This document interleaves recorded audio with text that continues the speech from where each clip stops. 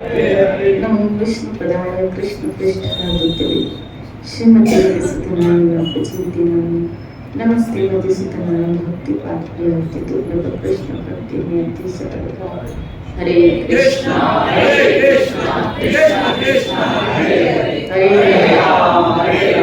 नारायणं नमस्कृत्य नरं चैव नरोत्तमं देवीं सरस्वती व्यासं ततो जयमुदीरये। श्रीमद्भागवत महापुराण श्री प्रहलाद महाराज और भगवान नरसिंह देव जी की स्तुति जो प्रहलाद जी कर रहे हैं उसको हम पढ़ रहे हैं। आगे प्रहलाद कह रहे हैं कि हे प्रभु, आप हमारे प्रिय हैं, अहेतु के हितैषी हैं, आप ही वास्तव में सबके परम आराध्य हैं। मैं ब्रह्मा जी के द्वारा गाई हुई आपकी लीलाओं का गान करता हुआ बड़ी सुगमता से राग आदि प्राकृतिक गुणों से मुक्त होकर इस संसार की कठिनाइयों को पार कर जाऊंगा। श्री राधे गोविंद। जो मेरा राग इस भौतिक जगत में, देखो हम कैसे भी, चाहे हम विकार से युक्त हैं, चाहे विकार से मुक्त हैं, चाहे राग से युक्त हैं, चाहे राग से मुक्त हैं, कैसे भी, ये न कहना कैसे भी, कैसे भी एक काम बना लो, जैसे भी हो ऐसे ठाकुर के पास आ जाओ, उनकी शरण ले लो, उनकी शरण में जैसे भी है हम, जैसे भी है जीव, जैसे भी है, अगर भगवान के भजन में लग जाता है, ये मत सोचो क्या कि अरे रे मेरे अंदर ऐसे गंदे गंदे विचार आ रहे हैं, अरे रे मैंने तो ऐसे पाप कर्म किए हैं, तो मैं कैसे भक्ति करूं, मैं कैसे भजन करूं। श्री राधे। भगवान ने ये कंडीशन आपके आगे रखी नहीं, ठाकुर जी ने ये कंडीशन उन्होंने तो कहा खाली माँ में कम ऐसा कहा, शुद्ध हृदय से होके उसके बाद माँ में कम शरण भजन, ऐसा कहा उन्होंने कही सुन। उन्होंने तो उल्टा ऐसा कहा, तू पाप के साथ मेरी शरण में आ जाएगा, मैं तुझे पाप से मुक्त करूंगा। पीछे तो सुधराचार, तो बड़े से बड़े पाप हो, पाप के साथ मेरे साथ आएगा, मेरे पास आएगा तो एक क्षिप्रम भवति धर्मा, मैं तुझे धर्मात्मा बना दूंगा, मैं तुझे मुक्त करूंगा। मोक्षास्मि मां सुच, डरना मत। कितनी बड़ी तसल्ली, कितना बड़ा हृदय मेरा ठाकुर रखे हुए हैं, क्या कि तू जैसा भी है, तू ये मत देखो, पूतना जैसी भी थी, आई तो कृष्ण के पास ना, भले दम्भ लेके आई थी, आई तो कृष्ण के पास, भले विष लेके आई थी, आई तो कृष्ण के पास। बस हम भी भले पूतना जैसी वृत्तियां हमारे अंदर क्यों ना, जाओ तो कृष्ण के पास। ये कृष्ण का काम है दम्भ को हटाना, ये कृष्ण का। देखो पूतना का क्या किया भगवान ने, दम्भ से मुक्त करके उसको सच्चिदानंद देह की प्राप्ति करवाई, ऐसा देह जिसके द्वारा उसको मातृत्व गति प्राप्त हुई और वो भगवान की सेवा की अधिकारिणी बन गई। इसका मतलब है जीव कैसे भी भगवान की तरफ आए, भगवान उसको पाप से मुक्त करके वो सच्चिदानंद दे देता है, जिसके द्वारा वो जीव ईश्वर की सेवा कर पाता है, प्रभु की सेवा कर पाता है। ये संसार आपको अवगुणों के साथ स्वीकार करने के लिए तैयार नहीं होता, उसको तो आपके गुण चाहिए। जहां भी आपकी मिस्टेक दिखी वो डिक्लेयर करते हुए, उसका ढिंढोरा पीटते हुए या आपको त्यागते हुए देर न करें। यहाँ तो हमारे उस अवगुण का डिक्लेरेशन हो जाएगा, मैंने सोचा ही नहीं था ये ऐसा नहीं, मेरे कर्म फूटे थे जो मैं यहाँ पर आई। श्रीराधे बोले, बोलो ना श्रीराधे। यहाँ तो वो हमारे अवगुणों का क्या पता है, लोगों के आगे उसका भान करता है, लेकिन कृष्ण ऐसा नहीं है। कृष्ण ऐसा नहीं, कृष्ण जानते थे ना कि ये जो भी पूतना या अगासुर या बकासुर, ये कौन भेज रहा है, कौन असुर भेज रहा है, कृष्ण को पता, कंस भेज। लेकिन किसी के आगे कोई लीला ऐसी बताओ कृष्ण ने कभी कहा वो कंस के विषय, कोई ऐसी लीला बताओ। या जो असुर आया, जो भी आया, चलो कालिया आया, शरण ली काली, उद्धारोगे पाप से मुक्त हो गया। कभी कृष्ण ने दूसरों के आगे, अपने सखाओं के आगे किसी के अवगुणों का निंदा मिटा। इसका मतलब है कोई भी जीव अवगुणों के साथ कृष्ण के पास जाएगा, कृष्ण उसके अवगुणों का डंडोरा नहीं पीटते, उल्टा होता क्या है, उसको निर्मल करके, उसको शुद्ध करके, उसको धर्मात्मा बना के इस समाज में उसको प्रेजेंट करते हैं। यह महान, कृष्ण महान है, इसलिए जो भी उनके साथ जुड़ जाते हैं वो महान हो जाते हैं। एक इसका सबसे बड़ा प्रमाण वाल्मीकि, राम से जुड़ा, प्रभु श्री राम से जुड़ा, महान हो गया। कृष्ण महान है ना, इसलिए पापी से पापी व्यक्ति भी जुड़ेगा, महान हो जाएगा, दुष्ट से दुष्ट व्यक्ति भी जुड़ेगा, महान। इसलिए ये भय तो अंदर से निकाल ही दो, ये गिल्टी तो अंदर से निकाल ही दो, क्या हम कैसे भजन करें। भगवान स्वीकार करने के लिए तैयार। भजन सुनती हूँ, मैली चादर ओढ़ के द्वार तुम्हारे, अरे जैसे हो आ जाओ, कैसे छोड़ो, जैसे हो आ जाओ। उसने कहा है आ जाओ, आ जाओ, तो उसने सिर्फ यही कहा, सब मेरे पास आओ तो खड़ी, बाकी मेरा हो। अब वो कहाँ भेजता है हमको, किसी गुरु के पास, किसी संत के पास, जो बहुत सौभर व्यक्ति होते हैं ना। मैंने एक वीडियो देखा था, उस वीडियो में मैंने क्या देखा था कि कुछ डॉक्टर्स अलग से कपड़े पहन के, मतलब डॉक्टरी कपड़े नहीं, अलग से कपड़े, साधारण कपड़े पहन गांव के या किसी ऐसे के मतलब कोने कोने में जाते, और जो पड़े रहते, कुछ रोग में होते। एक व्यक्ति ऐसे पड़ा था, ऐसे मतलब पूरा चूर था, पूरी हालत उसकी खराब लगी पड़ी थी, तो 4-5 डॉक्टर ने मिलकर उसको उठाया, सज्जन व्यक्ति का, उसको उठाया, उसको उठा के पहले तो उसको नहलाया धुलाया, उसको साफ किया, फिर उसकी पूरी शेव वेव करवाई, फिर वो जो बीमारी में पड़ा था, उसका कोई इलाज नहीं कर रहा था, फिर उसका ट्रीटमेंट किया, और ट्रीटमेंट करके उसको बिल्कुल फिट एंड फाइन कर दिया। और जब वो ठीक हो गया, तब वो कहने लगा, आपने मुझे ठीक क्यों किया? उसने ऐसे कहा, तो बोला भाई क्यों? बोला मैं वैसी जिंदगी से परेशान लगा पड़ा। तो क्या प्रॉब्लम है तुमको? बोला मुझे कोई जॉब नहीं है। अपने ही हॉस्पिटल में उसको जॉब दी, शिरादे बोले, अपने हॉस्पिटल में उसको जॉब दी, और एक अच्छी सैलरी के द्वारा अब उसकी जिंदगी का क्या हो रहा है, गुजारा हो रहा है। शिरादे बोले सज्जन। जब मैं सोच रही थी एक सज्जन व्यक्ति में इतनी सज्जनता, जो ईश्वर का एक प्रतिनिधित्व कर रही है, तो अपने ठाकुर में कितनी सज्जनता होगी। जब इंसान में, जिस इंसान को बनाया भगवान, तो इंसान में ऐसी सज्जनता आ सकती है, तो भगवान में कितनी सज्जनता होगी।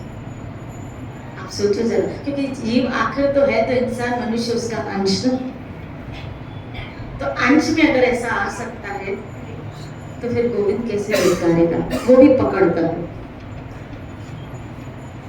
बस वो पकड़ के हमारी धुलाई के लिए हमें सत्संग को भेज देता है। सज्जन व्यक्ति अर्थात उन संतों के बीच में, सज्जनों के पास, उन संतों, वहां क्या होती है, हमारे मन की धुलाई, चेतो दर्पण,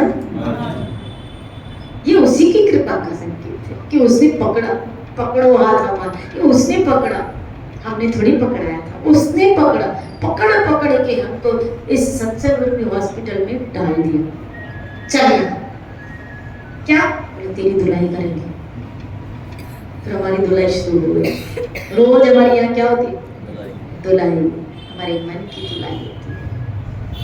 और जब वो धुलाई उनकी साफ हो जाती, फिर क्या करे प्रभु, मेरी सेवा कर, तब हमारे अंदर उसकी सेवा का, उसके भजन का भाव आता है। ये वो दयालु ठाकुर है जो साफ करके इस हॉस्पिटल में भेज के अपने ही कार्यालय में हमको नौकरी देता है।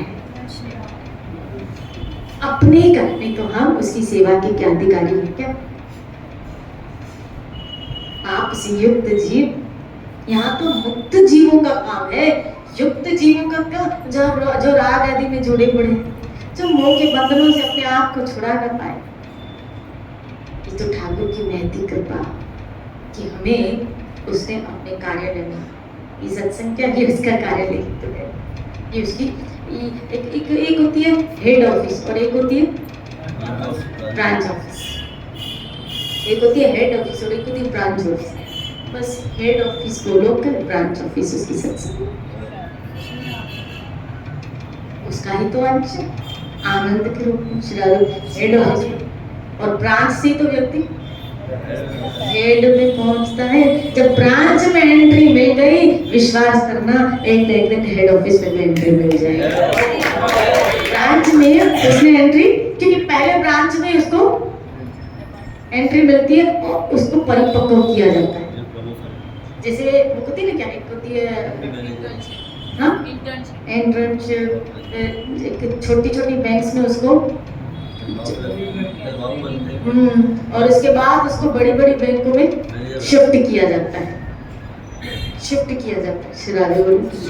ऐसे ये हमको पहले हेड ऑफिस में, ब्रांच ऑफिस में जॉब मिल गई। ये रेगुलर जो आ रहे हैं ना, उनको जॉब मिल गई है, कृपा मानो। क्योंकि बैंक में रेगुलर कौन जाता है? जिसकी जॉब होती है। बैंक में रेगुलर कौन है? हम थोड़ी रेगुलर जाते हैं, हम तो जब हमारा काम पड़ता है तभी जाते हैं। इसीलिए जो लोग कभी कभी आते हैं, मतलब उनका काम पड़ रहा है, वो आ रहे हो, लेकिन रेगुलर तो वो आता है जिनकी जॉब होती है कि नहीं? रेगुलर तो वो आता है जिनकी जॉब होती है, और शिफ्टिंग भी उन्हीं की होती है जो उसमें सिंसियर होती है। हेड वो जो चले जाते हैं, जो सिंसियर होते हैं, जो बहुत अपनी जॉब के प्रति बहुत डेडिकेट होते हैं, जो अपनी जॉब के प्रति डेडिकेट है, जो अपने कार्य के प्रति डेडिकेट है। गवर्नमेंट मैनेजर उनका ये कार्य देख के उनकी पोस्ट को क्या करता है?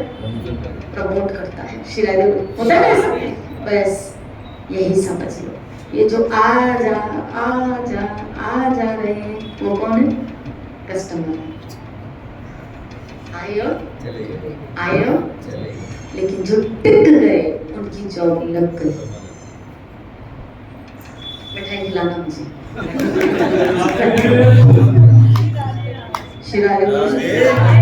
भाई कोई व्यक्ति ऐसा होता है ना, क्या कि हमारी अप्रोच करवाते हैं, अप्रोच करवा देना, हमें क्या मिले? गुरु हमारी अप्रोच कराते, नहीं तो हमें कहाँ जॉब मिलती थी। शिरादे बोलो ना शिरादे। लेकिन अब यहाँ तक आपको सीमित नहीं रहना है, मिल तो गई है, लापरवाही मत करना। अब थोड़ा आगे बढ़ो, क्या कि अब हमें हेड ऑफिस तक जाना है, हेड ऑफिस तक जाना है। इसलिए अपने कार्य के प्रति, अपने जॉब के प्रति सिंसियरिटी, अर्थात आपका डेडिकेशन, आपका समर्पण, ये जो आप सतत आ रहे हैं, आप उसमें आपको जो कार्य दिया गया, भाई उस व्यक्ति को जो कार्य दिया गया, उस कार्य के प्रति समर्पण, उसका डेडिकेशन। ऐसे हमें जो भजन का कार्य, उसकी सेवा का कार्य दिया गया, उसके प्रति आपकी ईमानदारी, आपका समर्पण, वो आपको आगे बढ़ाएगा, वो आपको आगे बढ़ाएगा। जो आपको भजन मिला, हरे कृष्णा कृष्णा कृष्णा हरे राम राम राम। तभी तो प्रहलाद ने कहा, आप प्रभु, क्या प्रहलाद कह रहे हैं? आप हेतु की हितैषी, सुहृद। सुहृद मतलब क्या बोलेंगे उसको? मेरा भला करने वाले, मेरे लिए एक सॉफ्ट कॉर्नर रखने वाले। भगवान प्रत्येक जीव के लिए एक सॉफ्ट कॉर्नर रखते हैं, क्योंकि वो उसका अंश है, हम उसके अंश हैं। बच्चा कितना भी नालायक क्यों ना हो, कितना भी नालायक क्यों ना हो, कितना भी नालायक क्यों ना हो, लेकिन माँ बाप के हृदय में उसके प्रति कहीं न कहीं एक सॉफ्ट कॉर्नर रहता ही है। भले वो उसकी सेवा ना भी करे, तो भी आप देखो, माँ बाप का हृदय भगवान ने कुछ ऐसा बनाया है कि अपने बच्चे के प्रति उसका एक सॉफ्ट कॉर्नर हमेशा बना रहता है। शिरादे भले भले भले बच्चे माँ बाप के लिए न सोचे, लेकिन वो माँ बाप ने भले पूरा दिन नहीं खाया होगा, हो सकता है बच्चे ने न पूछा हो, लेकिन अगर बच्चे ने न खाया हो तो माँ के अंदर रोटी नहीं जाएगी, वो उसे जाके पूछेगी। ये बाय नेचर माँ बाप का भगवान ने क्या बनाया, देव बनाया। तो उस माँ बाप, कृष्ण ने तो गीता में है, गीता में क्या, पितामहस्य जगतो माता दाता पिता, मैं इस जगत की माँ भी हूँ, पिता भी हूँ। ये माता पिता अंश है, वो माता पिता पूर्ण है। अंश का ऐसा हृदय है तो पूर्ण का हृदय कैसा होगा? आप तो माता पिता हो ना, औलाद के प्रति आपकी क्या फीलिंग्स है वो आप समझ सकते हो। वही फीलिंग उस ईश्वर की आपके प्रति है, और वही क्या कहूँ मैं, उससे भी ज्यादा, क्योंकि आप अंश हो तो अंश में इतनी हो सकती है, पूर्ण में तो अनगिनत, जिसकी कोई गणना नहीं। इसलिए वो हमारा सबसे बड़ा हितैषी मित्र है। जैसा भला करने वाला हमारा। आप अगर इस दर पे आ गए और ईश्वर के आगे बैठ गए और ईश्वर के सामने अपने सर को सजदे कर रहे हो, झुका रहे हो, विश्वास कीजिए तुरंत लगे इस ठाकुर के मन में आपके भले करने की भावनाएं आ जाती है कि अब इस जीव का भला। तभी तो कहा मेरे आगे सर को झुकाओ। देखो वो क्यों कह रहा है, क्योंकि मैं तुम्हारा भला चाहता हूँ। मेरे आगे झुकोगे तो कहीं ना कहीं तुम मेरी सोच में तो आओगे ही आओगे।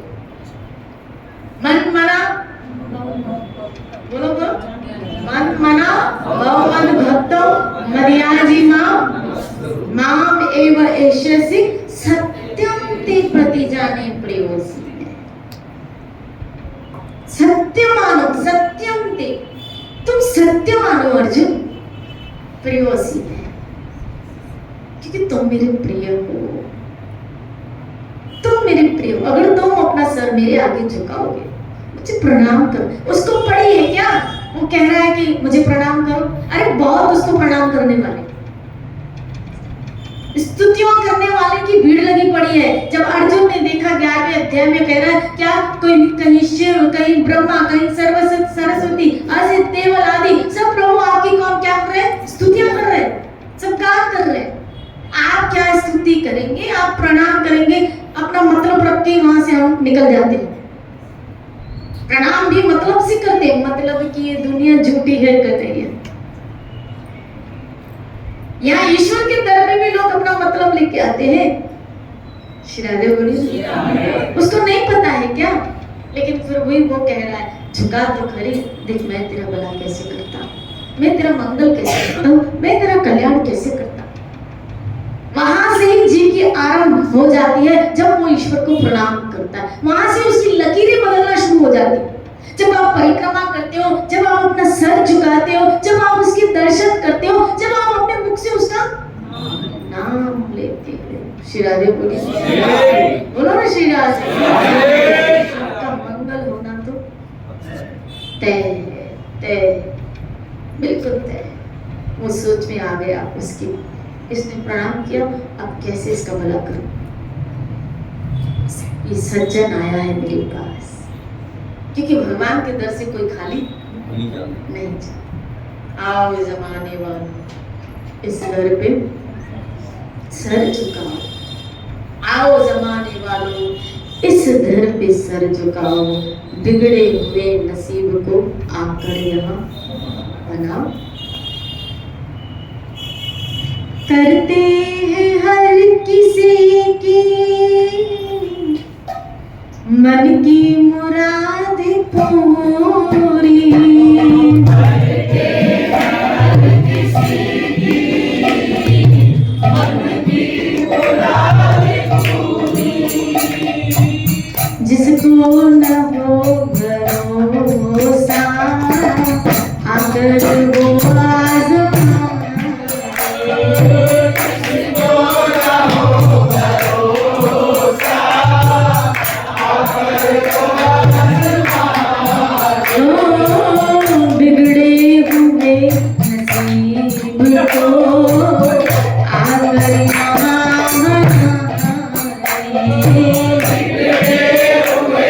नसीब को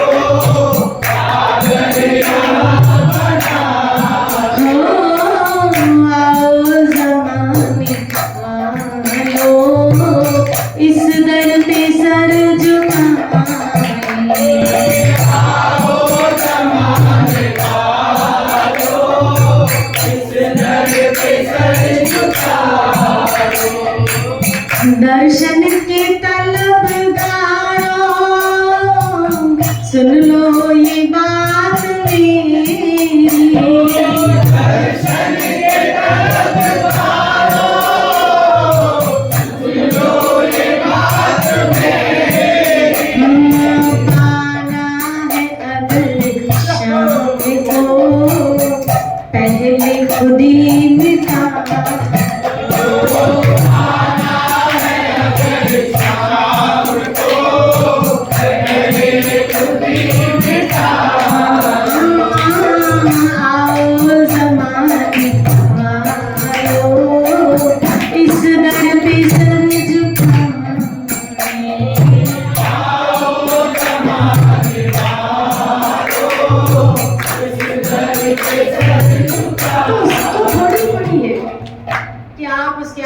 झुकाओ, शासन करो, बाबा जय जय।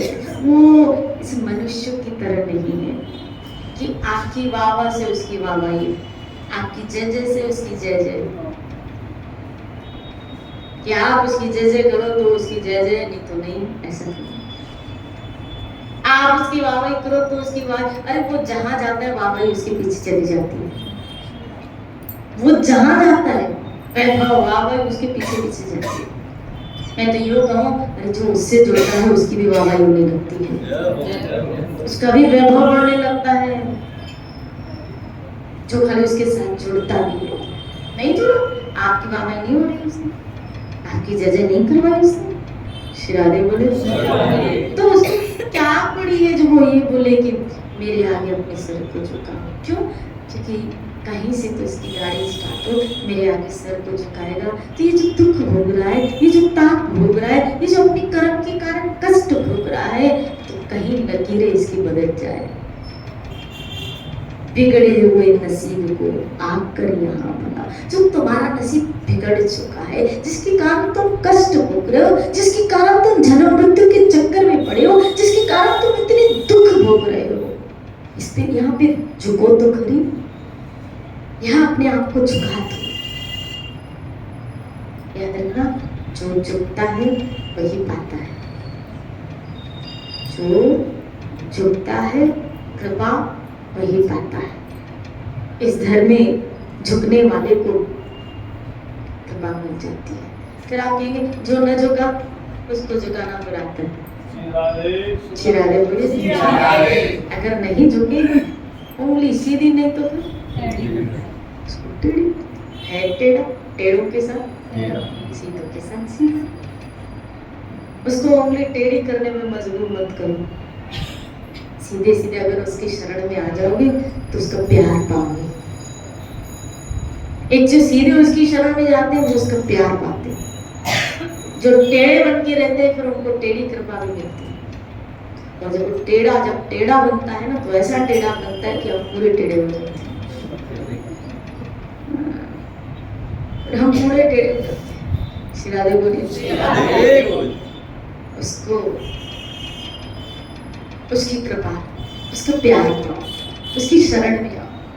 दीन दर्द दुख भंजन, घट घट नाथ अनाथ, शरण तुम्हारी आयो नाम के भरोसा। हे प्रभु, मैं आपकी शरण में आया। श्री कृष्ण शरणम मम। चार कुमार तो नित्य प्रति गान करते रहते हैं, श्री कृष्ण हरि शरणम हरि शरणम हरि शरणम। ये उन संतों का सार है, उनकी आध्यात्मिकता में बिताई हुई जिंदगी का सार है, पूरा सार है। हरि शरण में रहते उसका भजन, बस ये उसकी कृपा लेने का बहुत सहज उपाय बता रही हूँ। उसकी शरण लेके उसके नाम का जप करो, हरि शरणम हरि शरणम हरि शरणम हरि शरणम हरि शरणम। श्री राधे बोलिए। ये छोटी छोटी बातें हैं, लेकिन आपका कितना मंगल करेंगे आप सोच। इसलिए तो मैं कहती हूँ, जब घर जाओ, घर जाते ही डायरेक्ट जहां आपका मंदिर है पहले मत्था टेको जाओ। आदत पड़े सर झुकाने की, आदत पड़े। सत्संग में बैठने से पहले सर को झुकाओ, सत्संग में उठने से पहले सर को झुकाओ, घर में जाने से पहले सर को झुकाओ ठाकुर के, और जैसे एंटर हो तो सर झुकाओ, वहां से निकलो तो सर झुकाओ। प्रभु जा रहे हैं, पता नहीं वापस आए, धन्यवाद प्रभु, सांसें दी कुछ और आपका भजन करने के लिए। श्री राधे है ना। अजामिल को तो प्रभुपाद लिखते हैं ऐसी जगह, अजामिल तो सेकंड चांस मिला, हमें तो पता नहीं सेकंड थर्ड कितनी बार चांस लीजिए। शिरानी बोली कितनी बार हमारे मुख से निकला, आज तो हम मरते मरते बच गए। कितनी बार शरीर ने झटके दिए हमको, झटके दिए। शिरानी बोली हमें क्या, अभी भी कई बार झटके, इतना बड़ा एक्सीडेंट होने वाला था, ठाकुर जी ने बचा, देखा, बच गए। आज मरते मरते कृपा मानो कि प्रभु सही सलामत आए, आपका भजन करने का फिर एक मौका मिला, जिंदगी ने फिर मुझे एक अवसर दिया। क्यों? क्योंकि मुझे जन्म मृत्यु के बंधन से आप छुड़ाना चाहते, छुड़ाना चाहते। कितनी बार हमको मौके दे चुका है, पता है किस उम्मीद पे कि अभी सिंसियर हो जाएगा भजन, फिर हम माया में खो जाते, फिर झटका देता है। ये चोटियां जो लगती है ना, ठाकुर को चोटी मारने की वो ना आदत है, वो इसलिए मारता है कि सावधान हो जाए, इस जन्म को आखिरी जन्म कर मेरे बच्चे, इस जन्म को आखिरी जन्म कर, इस जन्म को आखिरी जन्म कर। ये मैं जो चुटिया दे रहा हूँ, संकेत दे रहा हूँ कि मौत नजदीक है, भजन कर ले, मौत नजदीक है, मेरा भजन कर ले और मेरे पास लौट के आ जा। मैं तेरा इंतजार कर रहा हूँ, मैं तेरा वेट कर रहा हूँ, आएगा, इस जन्म में आएगा, मेरे पास आएगा, जरूर मेरे पास आएगा। लग जाओ भजन में, लग जाओ। हरे कृष्णा कृष्णा कृष्णा हरे राम राम राम। लग जाओ भजन में उसके, अपने जीवन को उसके हवाले कर दो। वो कभी वो भजन करते हैं, कौन सा है? जीवन है तेरे हवाले, मुरलिया वाले, जीवन है तेरे हवाले, मुरलिया वाले, जीवन है तेरे हवाले, मुरलिया वाले, जीवन है तेरे हवाले, मुरलिया वाले, राधे मुरलिया वाले, प्यारे मुरलिया वाले, मुरलिया वाले, प्यारे मुरलिया वाले, जीवन है तेरे हवाले, उसके हवाले करो। जीवन है तेरे हवाले, मुरलिया वाले, जीवन है तेरे हवाले, उसके हवाले होकर भजन में लग जाओ और अपने जीवन को जय जय श्री राम।